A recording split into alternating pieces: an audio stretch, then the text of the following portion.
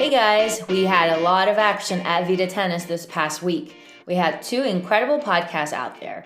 One was my last episode with the incredible David McNamara. I received a few messages from different tennis pros just saying how much they love David and that they really liked the interview. That's always so great to hear. I never know what is going to click with listeners, so it's great to receive positive feedback. I also got to be on USTA's Florida Here to Surf podcast, which is hosted by Laura Bowen, who's the executive director for USTA Florida. We had a great conversation about women in the tennis industry and why it is important to listen to women's voices in our industry. Laura was interviewing me for the most part, but she also shared so much about her own experiences. And of course, I had some questions for her as well. I will put a link to that interview in the show notes in case you want to listen to that as well. This week, I'm so excited for you to listen to my conversation with Fernando Segal. I think he's one of the most fascinating leaders in our industry because of his vision, his innovative nature, and his incredible passion for tennis. If you're not familiar with him and his work, I simply urge you to look him up after you listen to this podcast and sign up for the World Tennis Conference. I'm not promoting this for any other reason than simply having attended it in the past and just being completely blown away. There is nothing like it out there, and there is information that you will simply not be able to find anywhere else. If you're a big tennis nerd like me, I promise you will not be disappointed. As always, I want to invite you to our website at vidatennispodcast.com for ways in which you can support the podcast if you're inclined to do so. You can check out our merch, make a donation, or just simply leave me a voice message. And if you would like to become a sponsor, you can always contact me directly. The easiest and still very meaningful way to support the show is to just share it with other people in the tennis industry. There are 31 episodes out so far, full of great information, insights, and ways to connect with incredible tennis professionals. Get ready to learn from one of the best out there, only here at Vida Tennis. Enjoy!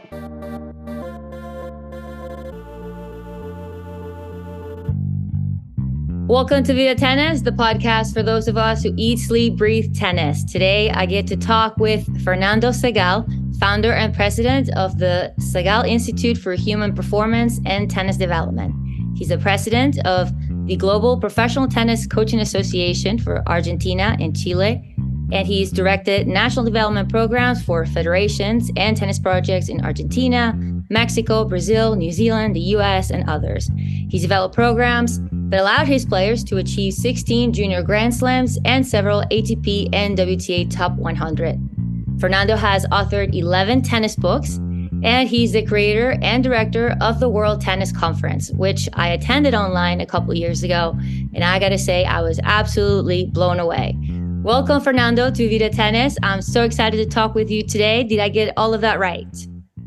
Yeah, thank you. Thank you, Jennifer, and thank you for the invitation. It's a privilege for us and for me in special to share with you and all your audience some ideas about tennis development. Thank you so much. And we'll definitely talk about the World Conference and how that's going for next year, but we'll save that for later. First, I like to start from the beginning and just learn about you and your story. How did you get into the coaching world? Was that something that you always kind of knew you wanted to do when you were in college or when you were growing up? Yeah, I'm coming from a city, Mar del Plata in Argentina, which is a very special city because our master coach, Felipe Cicero, was the guy which changed and make a revolution for the tennis in Argentina, developing players which use topspin to create angle and to change the pathway and how we develop the players. He was the master coach of Guillermo Vilas, which Guillermo was the most important Argentinian tennis player in the history and probably in Latin America. And we are from the same city, same club, same tennis court, same master coach. And the place where everything started in terms of the revolution of tennis in our country belongs to Mar del Plata, to Club Náutico, which is our place. our master coach was the guy with one idea, how to change it, because you are so young, but in many, many decades ago, in the 50s of the last century, people used to play with flat strokes using continental grip.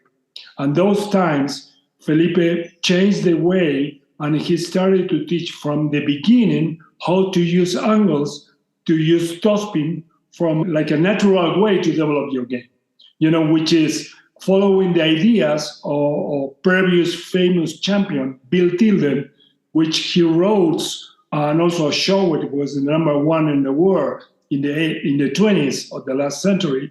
Bill Tilden was an American who won, I think, 10 Grand Slams, and he was a star. And he used to say that firstly, he opened angles to open the court, and then he's hitting flat to create a penetration, create damage in the opponent. And when Felipe read about Bill Tilden ideas, he realized that he has to change the way to create different trajectories of the ball. That's why in Argentina was like happened in Sweden with Lennart Bergelin and Bohr, was the first generation using systematically topspin to create different trajectories in different angles. It was Guillermo Vilas in the 70s with Björn Borg. And of course, then became a lot of different players using these kind of things. Now it's normal, but in the 70s was totally different on the last century. And I'm coming from the same city. In my case, from the beginning, even I was a quite normal junior player, my mind was more focused to follow the ideas of Felipe, trying to create systematic approach to develop better players, better coaches, and more tennis. That's why from the beginning, I was thinking more to be a coach like a tennis player. I was the kind of person to try to help others rather to be a little selfish and do everything to me. And that's why from the beginning, I started very early to work with Felipe and then to travel around the circuit to help others. Oh, wow. So you were competing in tennis and teaching at the same time? I was competing, and I started to teach tennis on the weekends, even when I was in school, on Friday, Saturday, and Sundays, working with my coach and to learn different strategies and different, let's say, educational approaches to understand how people are learning. Felipe was a guy which is a very particular kind of person where high level of motivation, high level of inspiration of others, try to convince of yourself about that you can be the best version of yourself, was a very good person to not only the technical side. He was having a very human approach to try to develop your best version. That's why Felipe was a very particular guy. He received the first book. He never played tennis. He was a barber. And he received the first book from a client at the age of 42 years. Oh, my goodness. He was in the barbery cutting the hair on a client, and she gave to him a book. And because he was living 2 blocks away to a tennis club, that book was about tennis. And he was going to the club to practice on the wall to learn from the book. It was in the old 40s and 50s of the last century, But this guy produced 7 top 100 in the world, and which was number 2 in the world. But the guy was very smart to understand how to apply the concepts. Remember, he was not a tennis player.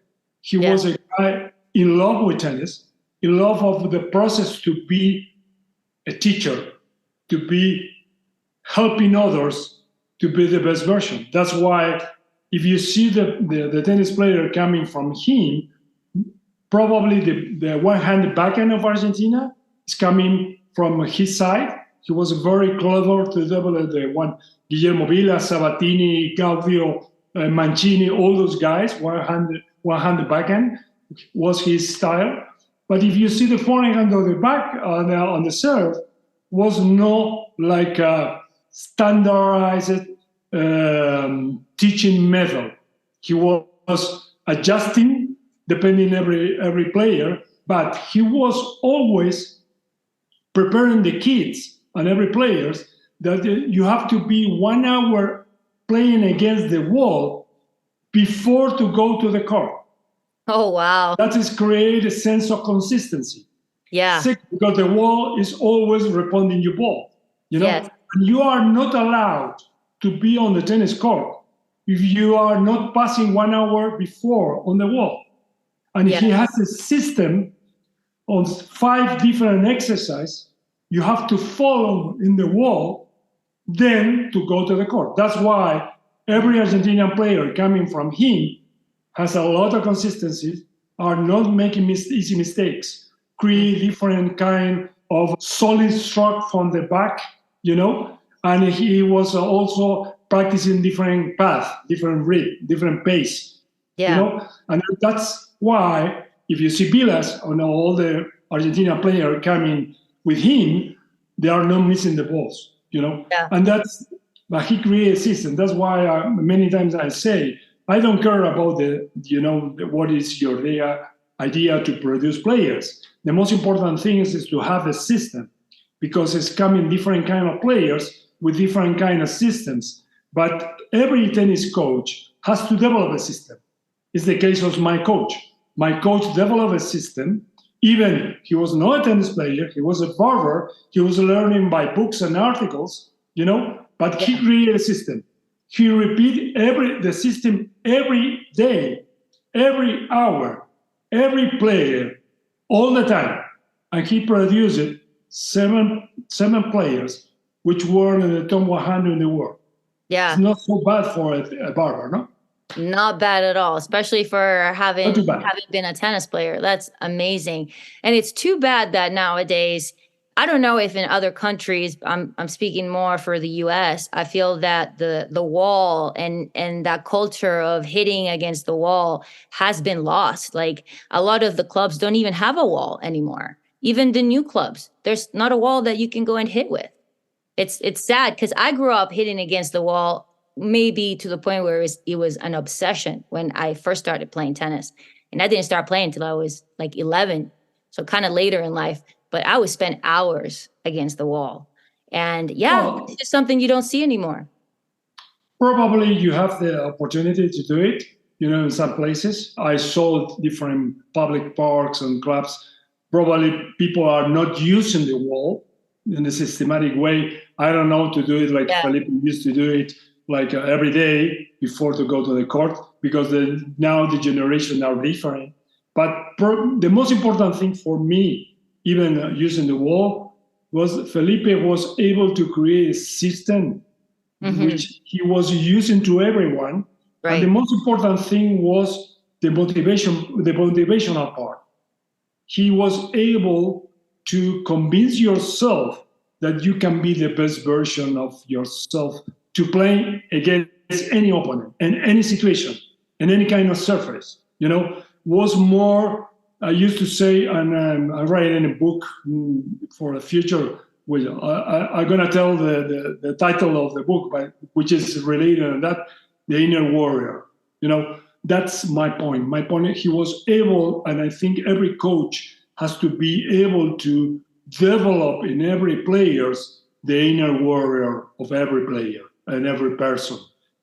How you be able to adapt to the battle, to any situation, to be adaptable, to understand the situation. I think it's more important, Jennifer, to have a system, right? To use the different tools. Now we have ball machines. Now we have many other things that you can use to create the consistency. Because to be a good player, like it happened in life, that's why tennis is quite similar to what happened in life. It's an individual sport, but also is running your own competition and how you face the competition. How you face the competition in tennis will be the same in life. You have to be prepared for different situations, different opponents, different adaptations. Probably you were thinking that the thing is going to be in one in one direction and it's changing for some reason, and you have to be able to read the situation, be adaptable, change your mind, adjust, and be your best version. Right. It's the same what happened in tennis. That's why tennis is very good on the formative phases for kids to prepare the people for the future business, for the future professions. That's why tennis is a very good educational tool for parents. Why? Even if you are not a tennis professional player, it's a very good sport to develop your inner side, And I think one of the key aspects, talking about the wall, is the wall is producing the mental resistance to that you are receiving the ball and again and again and again, and you have to be able to have consistency in your life, to be constant, and that is a very important concept. You can use modern tools to do that, but for sure you have to put it in your system to create that consistency in your mentality. Yeah, I just love the simplicity of it. But how did you, or actually, I guess my question would be, do you still teach to this day? I know you're involved in so many different projects and so many different things. Do you still get to spend time on court working with players? Not in the day-to-day process. I'm working more in the mentorship programs.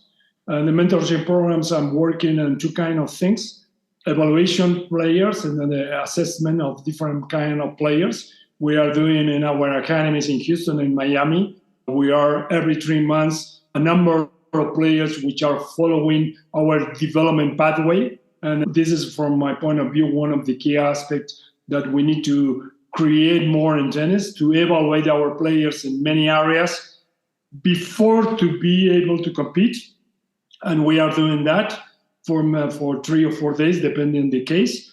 And also I'm doing a mentorship program for players, creating some kind of advices about the different stages of development of their tennis. And we are working with the players 2-3 days. And I'm more the coach, which is working with the coaches and the players. And it was, by the way, was most of my life. I was working, even when I was national director, I was working in the same concept. No, different. If you compare, different, a little bit different than I'm doing today. But I always try to coach the coaches and coach the player. Probably it's a weakness of myself. For me to be all the time on the circuit was very boring. I am a very curious guy. Yeah. I write books, I do courses, I do congress, I travel around. The circuit is for people who has the consistency to have all the tournaments all the time. And for me, it was a little boring. I want to be 2 weeks, at least 2 weeks maximum, and then move another project, do another things, and then be back, was not my strength to be all the time on the circuit. Even I did it, but wasn't my best version. Yeah. And how do you see the coaching industry from where you are now? I mean, you see different countries, here in the US might be a little bit different. Actually, I was just talking to Chuck Gill. I don't know if you know him. And he was saying that, he's worked with the USPTA, who is USPTA president for a few years.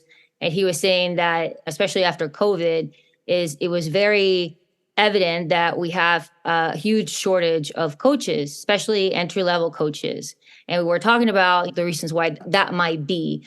But I just kind of wanted to get your thoughts on the whole coaching industry, especially at the club level. Not so much, we can talk about professional coaching too, but I feel like that's a very different world. But how do you see a career path for a coach that is just working with regular folk that's growing tennis? How can they grow their career? And is there a career that they can sustain for their whole life? What are your thoughts? Well, you are touching a very particular aspects which I'm working a lot. I think in the question you are touching different axes. Mm-hmm. I will talk firstly about, which is an easy response, which is, I think we had very good legends on our sports, which we have to follow the pathway, and it's our time right now to pass the stick, for the next generations. Mm-hmm. And I think in the case of Felipe, to talk about someone who did a lot for Argentinian tennis, but you have in the United States, Dennis Van der Meer, Jack Ruppel, Jim Loehr, Harry Hopman, many top guys, Peter Warwash, many good. Big Braden was another guy which was very good for tennis. In Europe, Leonard Bergelin, Richard Schomburg. There are a lot of top guys which they did a lot for our sport. I think we need to create a sense of growth all the time and to be innovative, which is very important. We cannot do the repetition of the same formulas which were very good 40 years ago. In some way, we need to adapt and create more innovative ways to understand people, because people is changing. Right. Every generation is different. Why? Because the stimulus are different. Right. Of course, teaching tennis in terms of the basis of the sport is the same, but people are not the same. The way that you approach people. One of the key aspects I always recommend to everyone in our industry is to pay attention more about social science, more about technology, more. I think the big organizations like USPTA, like PTR, like USTA in the United States, which are working with the players and the coaches, GPTCA, and many others, ITF, many others, they have to understand that they cannot repeat the same formula of the 25 years ago. Why? Because the new generation are expecting different things. And I was discussing with a top organization, and I'm doing the World Tennis Conference, but I did the World Tennis Conference because I spent the last 45 years of my life working with coaches. I am focused on how we create leaders. From my point of view, every coach, it doesn't care your stage, it doesn't care which level are you teaching, you are a leader. We are not preparing our coaches like a leader. We are preparing sometimes our coaches like mechanics. People who are resolving the forehand, resolving the backhand, resolving the serve. I don't care. It's important the serve, the backhand. But the thing is the human needs. Why people play tennis. Why people are going with you. Yeah. Why people which is the need that people is looking for when you are going in a public park. Someone are looking to have a healthy life. Another ones wants to be with friends. Another ones wants to be fit. Another ones wants to compete. Another wants to create a sense of belonging, which is to belong to a team or to a group of friends. Someone wants to have a social environment where they can meet with friends. That's why pickleball and paddle are so good. We have to prepare our coaches to be empathic, to be create more attraction. One of the key, from my point of view, key weaknesses in our sport, that we are the classical or very traditional sport. We are at the top of the pyramid, and we are not paying attention to how the other sports, like paddle, pickleball, platform, other ones, are resolving human needs. Human needs are social environment, and that's why tennis coach has to be prepared on that. Dennis Van der Meer, from my point of view, was the last big innovator of our sport. Are we looking for the next Dennis Van der Meer in our sport? We are promoting to have more Dennis Van der Meer around the world. We need to change like an industry how we are looking at our sport. Because one of the key aspects, Jennifer, we have 300 million people playing tennis in the planet. The thing is how we duplicate the number, how we bring more people. And to bring more people in our sport, you have to understand that people, which the needs of them are totally different of the needs of people from 40 or 50 years ago. Why? Because now is a digital world. The way that you have to communicate is, in this case, through a computer, through your promotion in YouTube, in Instagram, how you create content, how you add value, how you resolve and create benefits. 94, 95, Jack Roper wrote the multiple benefits of our sport. Do you know how many clubs are promoting the benefits of tennis in the clubs? Almost nobody. Why? Because they don't use the human benefits to resolve human needs. You know which is the first needs of the people? Safety. That's why when I am traveling around different academies in the world, the first thing that I'm seeing is if they have a place where showing all the organization, all the level of the coaches, who is the coaches in charge in different stages, different formative phases, and if we have information about the coaches. Why? Because if you understand the first human needs to everyone is to be safe, you have to be sure that if I'm going to that court, Jennifer is a certified coach, which is working, I don't know, mini tennis or formative tennis, whatever, the stage of the development plan. Right. But we have someone which is able to give you the experience and the knowledge that your kids need. But if we all don't understand that the first concept of the people is to be safe, we don't pay attention to have a whiteboard or to have a screen talking about Jennifer and all the achievement she had, whatever. My point is, we have to understand more the social science. Secondly, we need to understand more technology, how to use it in our favor to deliver the message and to communicate in better ways. And third one, to understand people to create a better business, because leaders create better other leaders and create better business, better environments, better growth. That's my point. My point is, I think we need to change how we are preparing people for the next generations and for the future now. So do you think then that coaching certifications are outdated? I don't know if you've been through at least the process to get certified here in the US with the USPTA or the PTR. And we don't have to bash anybody. That's not what we're here to do. But just how do you see the certification process? Are you saying that there's not enough, that they should be doing more training on other sides more than just the tennis and the technical side? What do you think about that? I think every organization is looking to be better. Yeah. I think every organization is working hard to improve. From my point of view, we need to understand human needs. And from my point of view, of course, don't prepare the coaches like mechanics, prepare the coaches like leaders, be leaders in your community. Even you can work in a small town. Let's say Felipe was a barber, but he was a leader because he was able to jump every player to the next stage, reaching a new level. Why? Because he was able to, let's say, inspire your skills in your ability to be your best version, And that's my point. My point is, we train people like leaders. Of course, leaders need technical resources. You have to understand the game.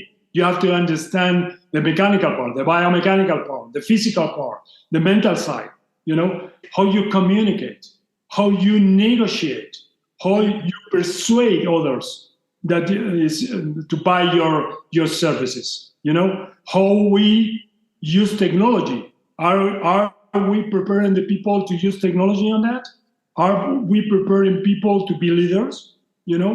This is no response I have to do. I know many things about the different organizations, but it's not my role to talk about that. My role is to let's say, to share my vision and spend some time with you talking about which are my ideas, which is the ideas that I apply in many things. That's why I created World Tennis Conference, because nobody was talking about high performance, bringing high performance coaches.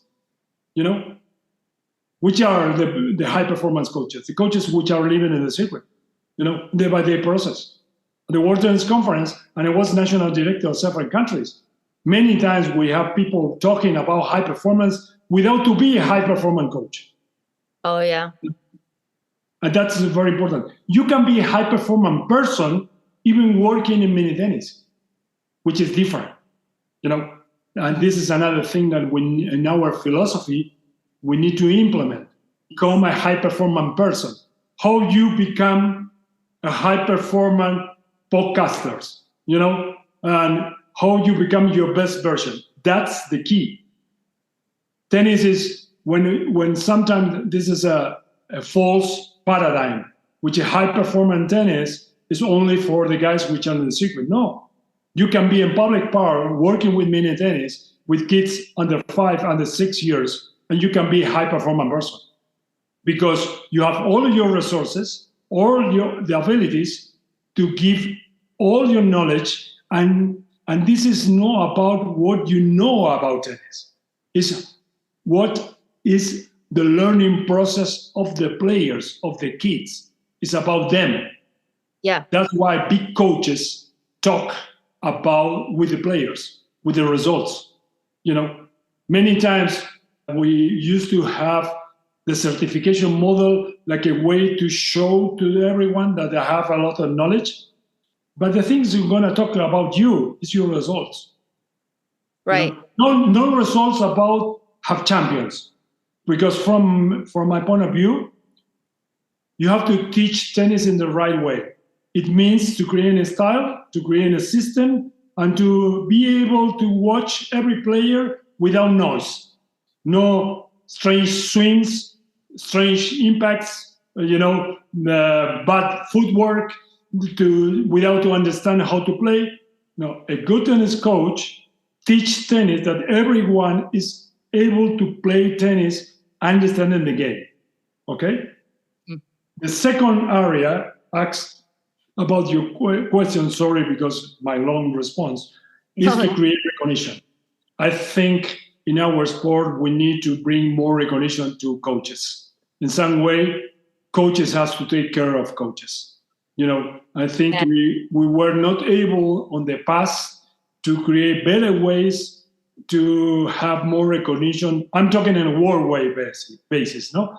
Probably in some countries are better than other ones, like France, like Germany, like Netherlands, Australia is working hard on that.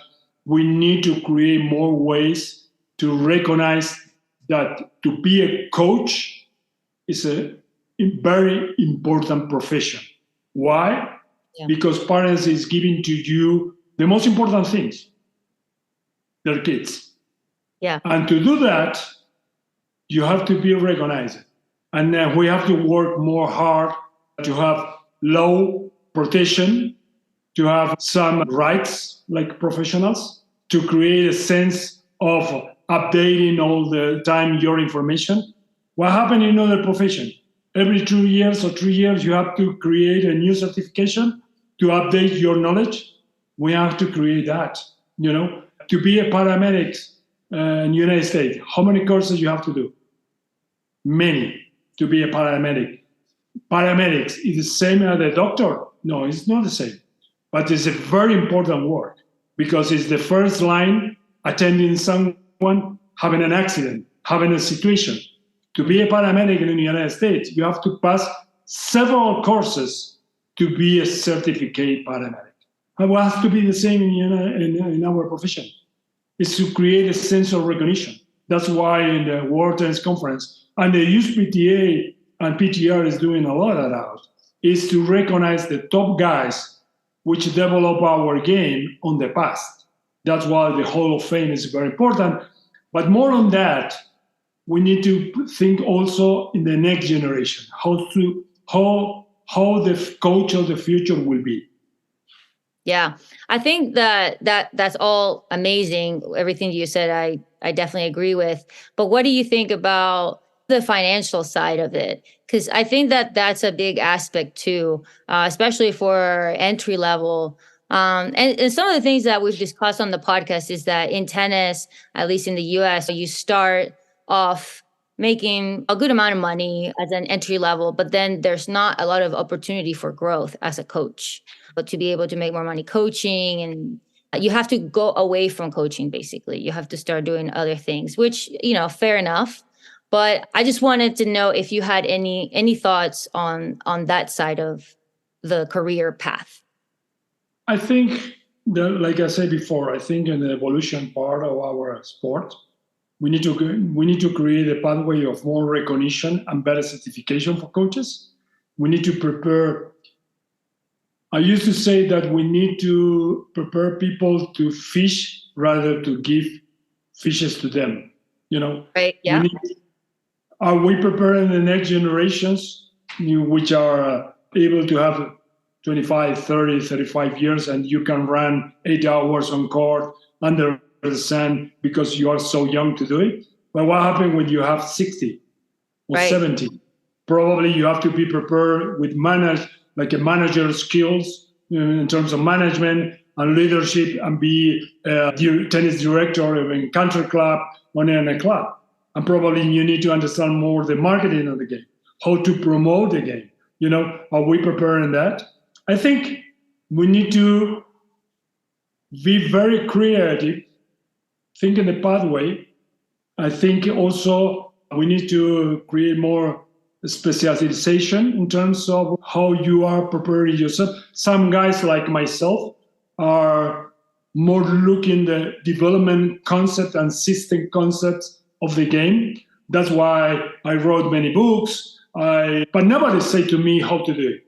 I was discovering step by step, but I have not received any education. Say, Fernando, you will be a leader. You will be national director of many countries. You will write about books about how to do a development plan. Nobody said to me. I think in the future, we need to prepare the next generation of people to do that. Of course, like I said before, when you have 30 years, 40 years, you can run 8 hours, 10 hours per day without problem. Yeah.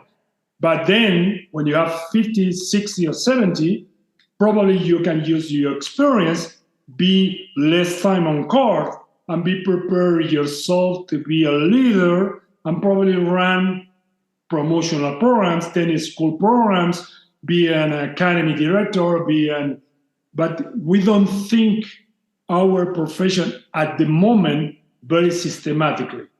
I think in the future will be like that. Why? Because I know, and I'm discussing with different kind of people, leaders in different organizations, they are realizing that we need to change, and prepare people for the different stages of our profession, Right. Yeah. And you've been involved, I read somewhere when I was looking you up, that you are involved in like developing tennis facilities and academies. And I just wanted to get your thoughts on, what do you see as the most important parts of technology for clubs, whether it's their software system, how they run their business, or whatever technology in coaching, or what they're offering sports science based to their members? What do you see are some of the most essential things that every club that gets built today and going forward should have? I don't know if my question made sense, but yeah, makes sense. And that's a very, very good question, because it's very important. I think which is related with my last responses. I think leadership is very important. We need to prepare the club to have a clear vision and to understand that this is a business. When you are running a business, the main thing is the management process, the quality of the product, and the communication process. Because if you are so good teaching the forehand, the backhand, or even any program that you have, but you are not doing any promotion, any communication process that people can realize that you have, or understand, or to know that you have the best program possible to teach their kids or adults or whatever, you can be the best in the United States, but then nobody knows. Right. The thing is, we need to understand, again, how the human beings are thinking. My point is, many times we have very good coaches working in the place, but they don't have any idea about the communication strategy, a promotional package, how to create connection with people. They don't know how to create a deal.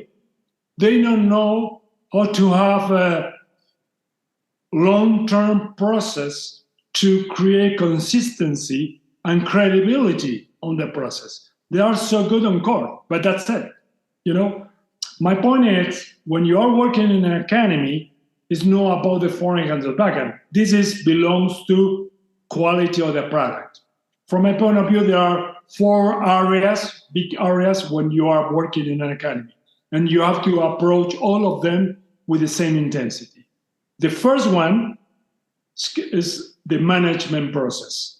How you will manage your team, your organization, your program, your resources, how you have your, let's say, your prices, the cost of the program, and also how you're going to spend the money and how you will create profit. Okay? Management process. Second act is the communication process. You have to create a program where everyone are able to understand your philosophy, your vision, and share it and work with you. Many times, tennis academy, tennis clubs are failing on that. Third one is quality of the product. Our programs, how we teach, how we coach, how we compete. From my point of view, when someone is teaching tennis, belongs to the quality of the product. Of course, if you are the best one teaching the forehand, your quality of the product, teaching forehand is very good. But are you able to be on time? Management process. No, this guy is the best one teaching the forehand, but always is arriving late to the lessons, to the class, because he wasn't a star.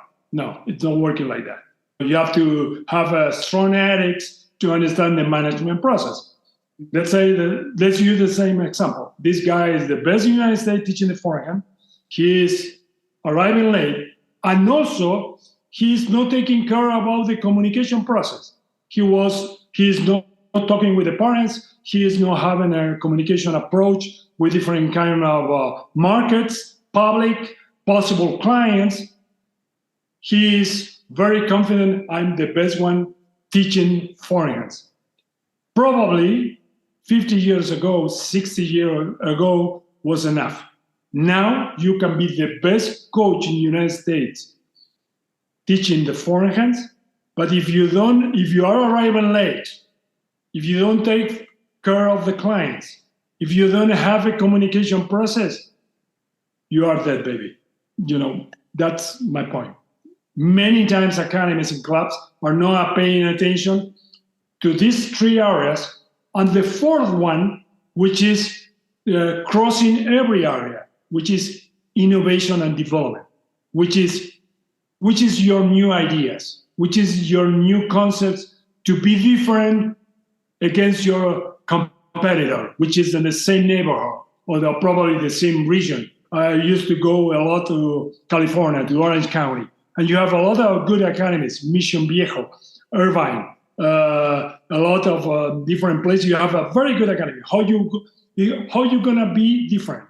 How you will be the different positioning concepts? Yeah. How people will appreciate your values in terms to choose your product, your services against the other ones, or against other sports. Probably we are not discussing.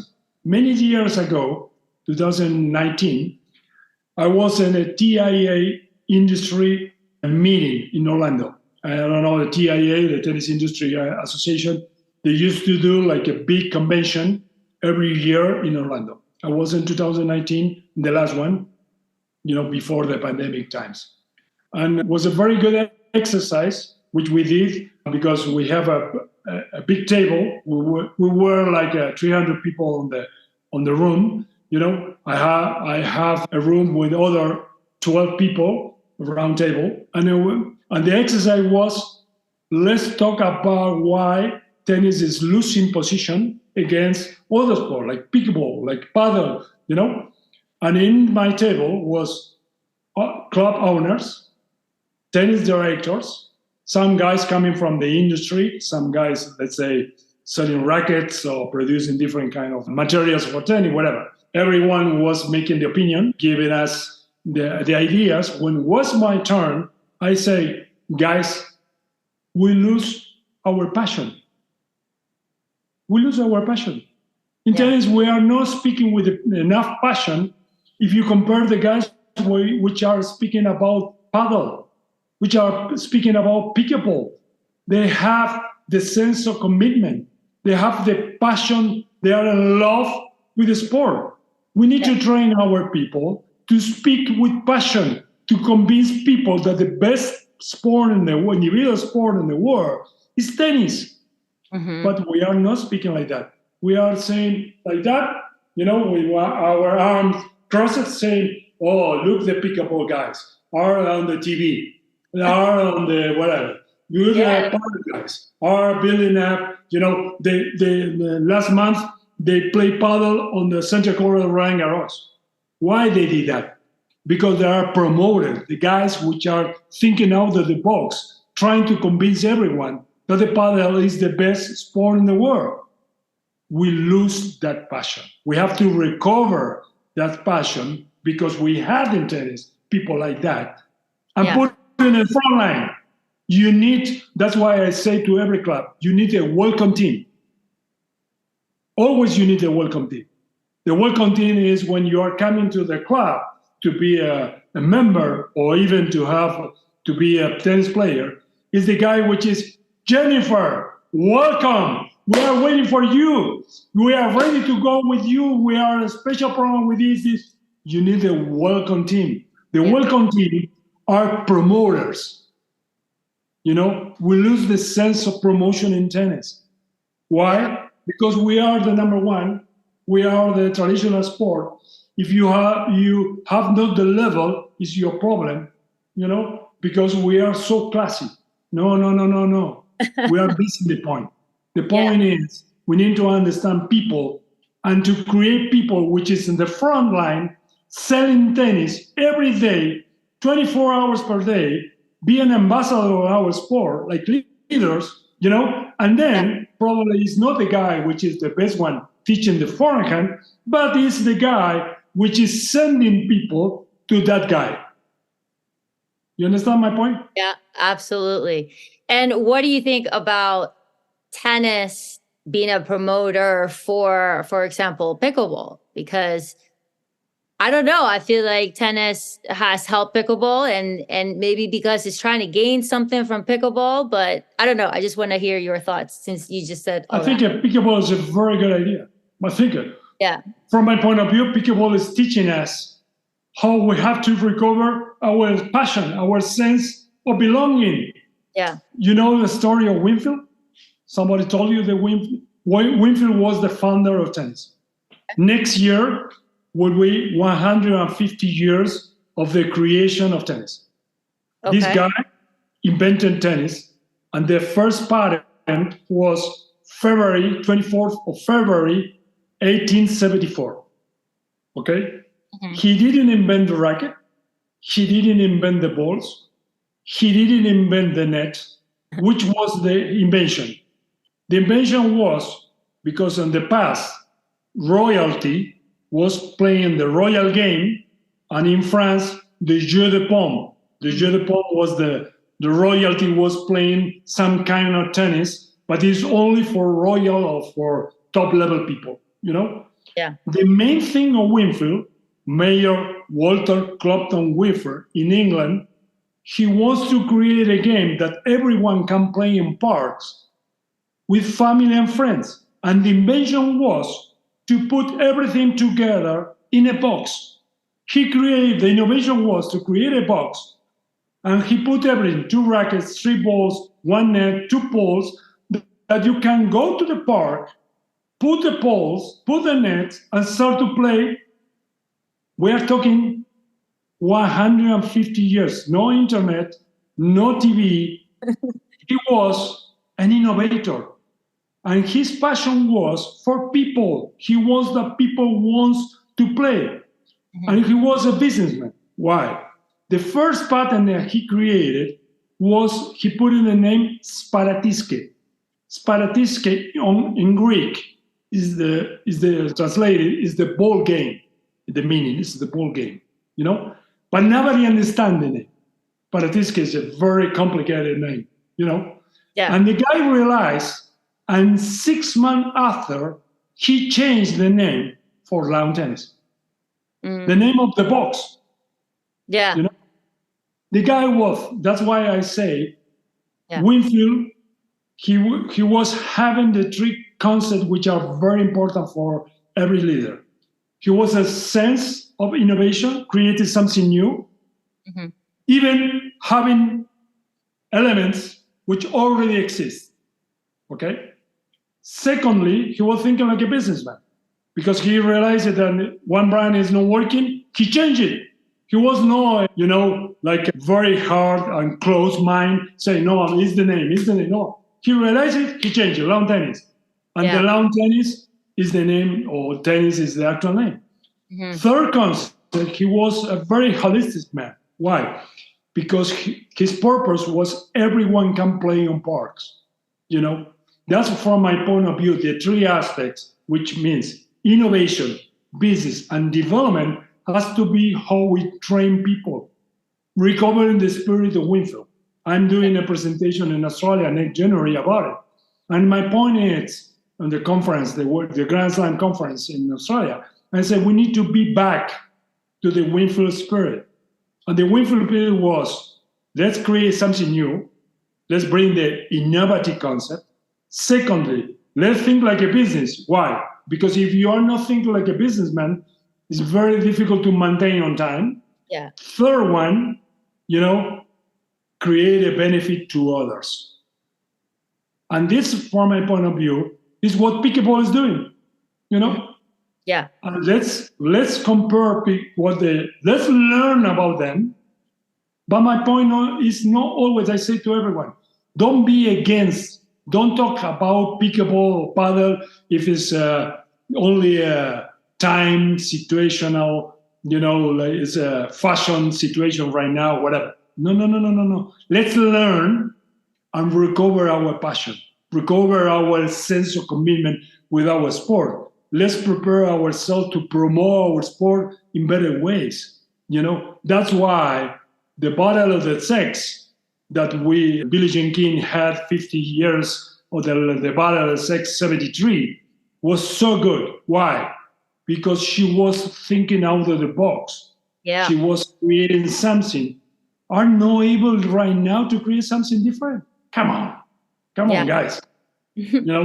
I think we need to wake up. That's my point. No, that's very well said, because I can definitely see how these two sports are bringing in so much diversity in people and in ways of thinking outside of the box, bringing in new stuff. And I think ultimately, like you said, it will help tennis as well, as long as, like you said, we have the passion and we have the leaders in it to take those steps forward. But I do want to ask you a couple more questions. One is, what has been the Grand Slam moment of your career and the double bagel moment? So the high and the low. And then I also want to talk about the World Tennis Conference before you head out. So, yep. Of course, in terms of a Grand Slam moment, I had many ones in terms of different.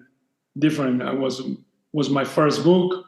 When I had 24 years, I dreamed to be national director of my country in Argentina, and I achieved it when I had 36 years.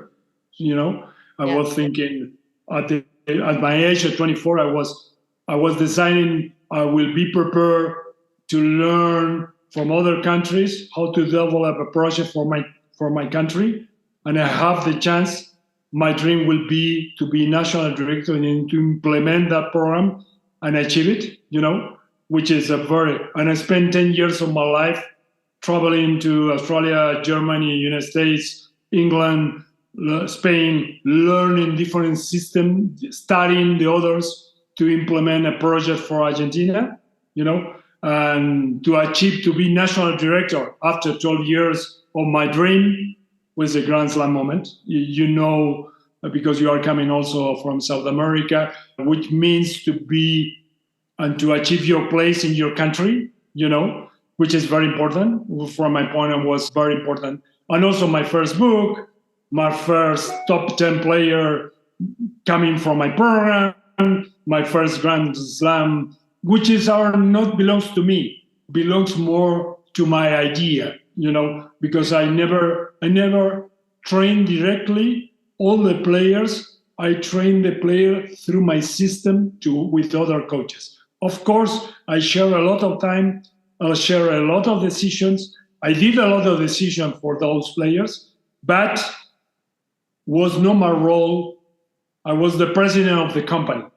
What I know was in the car changing like the mechanic, the wheel. You know what I mean? I was the guy, the strategical guy.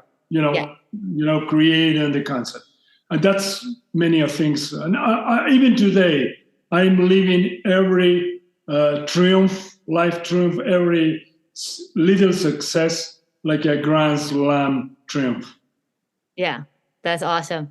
And what about a double bagel moment? Anything you can share, a moment where it did not go so well for you? Many of them. One thing I learned, which I can share because I learned with my experience, is always when you are starting a project, be very clear to establish the starting point. And on the early ages, I was very motivated to do the program and to try to help people and to start immediately without to put very clear which is the starting point, to evaluate where is the place we are starting. Because sometimes what happens in tennis, people are not, let's say, able to remember where was the place on the past. When they are discussing the results, they don't remember and they are putting some, let's say, sticks on the result and the success. And my recommendation, was my very important learning in my process, is take time to create. Even if you are working with a junior player, even with a club or a region of a country, spend, let's say, 1 month to have a very clear report about the starting point. How many players do you have? Which is the ranking? Which is the forehand?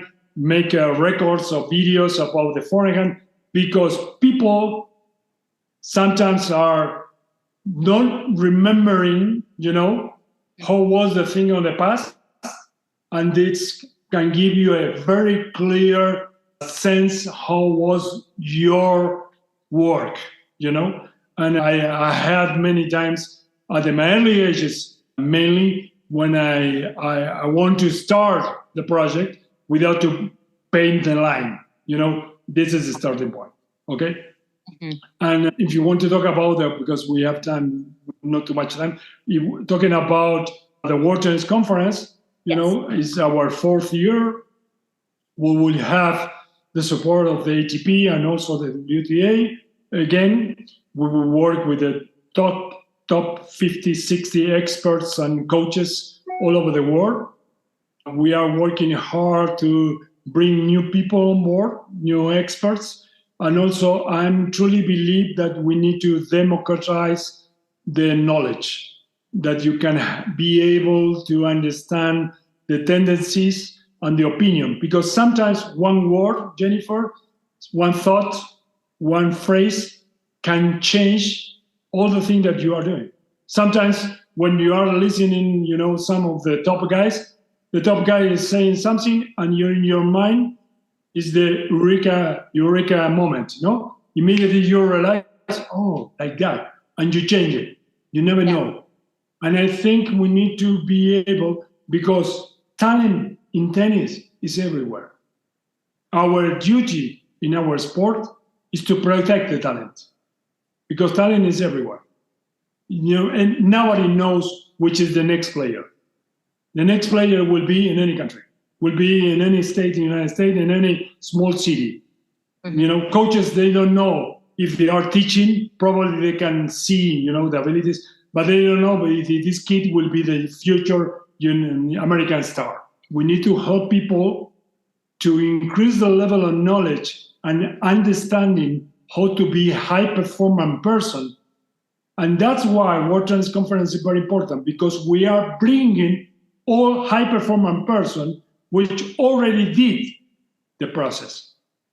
Yeah, And they and is can it give you an still? advice, a phrase, a thought, an inspirational word that probably you can change your mind or your work or even your mood, saying, oh, come on, this Yeah, guy is saying that, I have to change.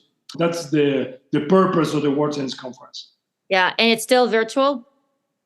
Will be still virtual because this is the way that we be sure. Do you know how many coaches are working right now in the world? 500,000 people. That's very important. Wow, 500,000 people is working like a tennis coaches every day in the world. that's Okay, how we can reach everyone? That's my right. challenge. Yeah, The last World Tennis Conference we had 2,000 people, which is a huge number, but it's nothing. If you yeah, compare the level or the quantity, how many coaches are working on the day-by-day basis. We need to keep having better ideas to be sure that we are reaching the most quantity possible of people all over the world to spread the word. Be yeah. better, dream big, coach better. That's the tagline. Nice. Dream big, o sea, think.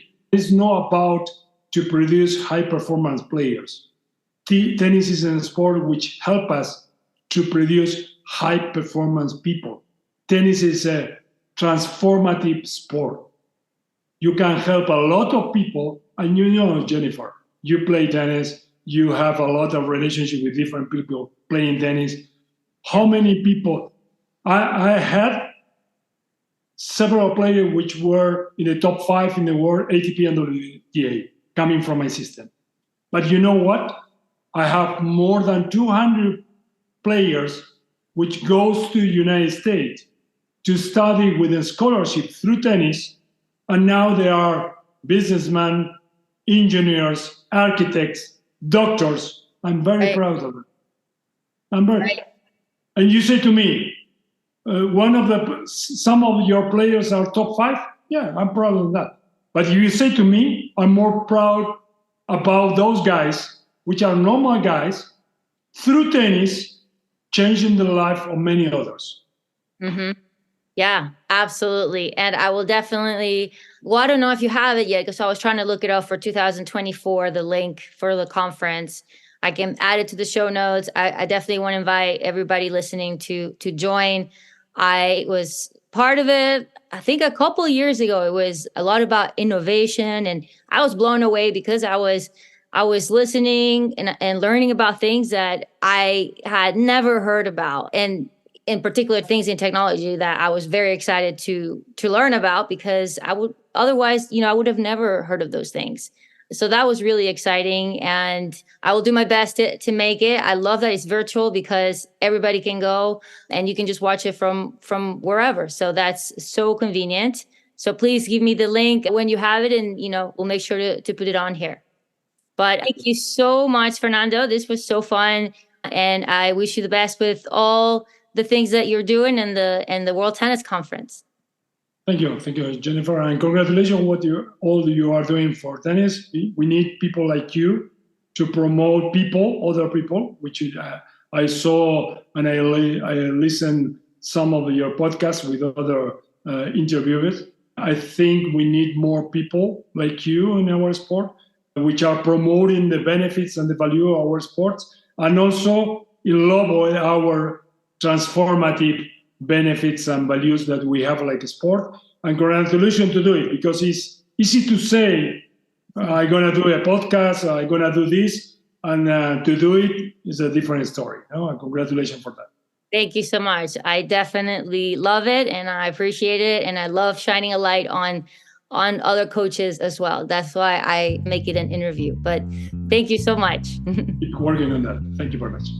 Love everything he said about how we need to foster the development of tennis leaders, not tennis mechanics. And also what he said about finding back our passion for growing tennis. What did you think of this episode? You can always let me know by reaching out to me at vidatennispodcast@gmail.com, or just find me on Facebook, Instagram, or YouTube under Vida Tennis Podcast.